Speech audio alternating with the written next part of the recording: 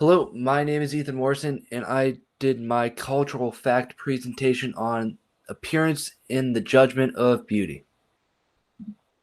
So let's first start off with appearance. So appearance can be seen in your personal interactions on your daily personal interactions. So uh, you can see people's appearance when you're walking past them in the hallway, or just seeing them from a distance, and it really can affect your personal interactions as we go down here.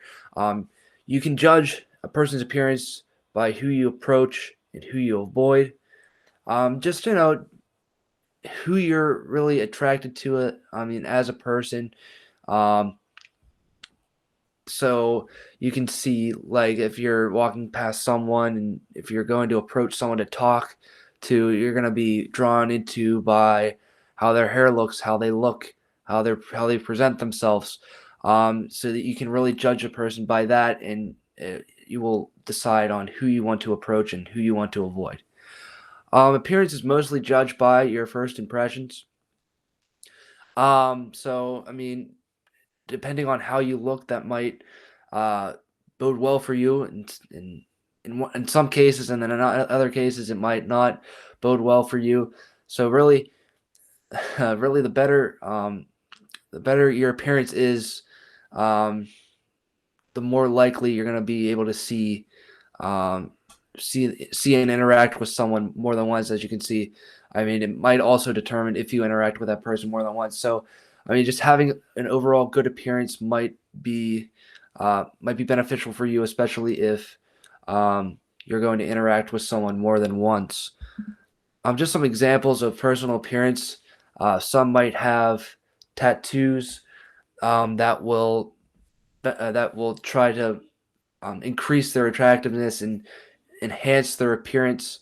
Um, we see this a lot in America with Americans um, getting the amount of tattoos that they have, just to express themselves in a way that in many ways you can't.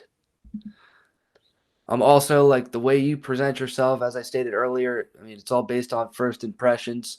So I mean, if you walk into a room with messy hair, you might not interact with someone. If you don't look presentable, as you can see on the right side of your screen, um, if you're well dressed and well groomed, you might be able to uh, interact with someone and have a better first impression on someone, rather someone that's not presented well.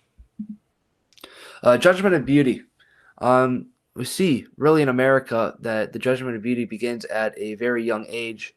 In the United States, attractive individuals are more persuasive and are hired for sales positions over the less attractive individuals.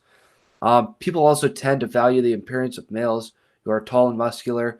Women are considered more attractive if they are tall and slender. So these are just basic stereotypes on how one can judge someone, and um, you really can't base someone off of this judgment. I mean, you have to look at someone on the inside and how they act as a person, how they uh, handle themselves when they are in a conversation. So you really want to lean away from the judgment of beauty, but I mean, people tend to draw to these types of appearances as they interact with one another. The role of attractiveness is not all the same in all cultures. Like we see in America, you're tall and muscular for males and tall and slender if you're a female. But in Africa, plumpness is actually considered a sign of beauty and slimness. And as slimness, as we see in women, can be found as unhappiness. In Russia, we see that stout women are valued more. Also, China.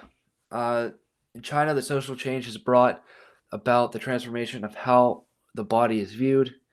Um, Many women in the U.S. use lipstick to change their appearance and to make themselves more attractive, and try to enhance their appearance to lessen that judgment that a male might have on their appearance. And then all across the world, There has been an increase in plastic surgery to change one person's appearance, as we will see on the next slide here. That you can see some people might choose to go the route of plastic surgery, and we see a lot now with appearance being highly stressed throughout many different cultures, that we want to look our best.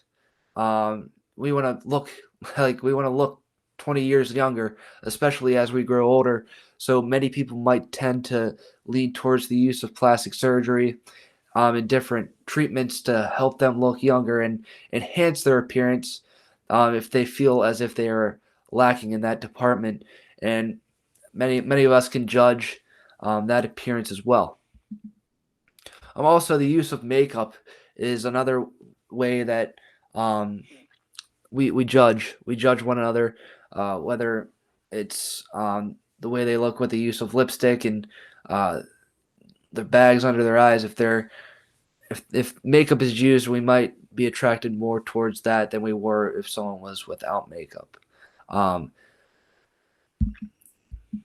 just overall, I really don't think we should look into the judgment of beauty and the appearance as much as we should look at the way we communicate with one another, because appearance can really be thrown out the window. It's just really how we look and how we act.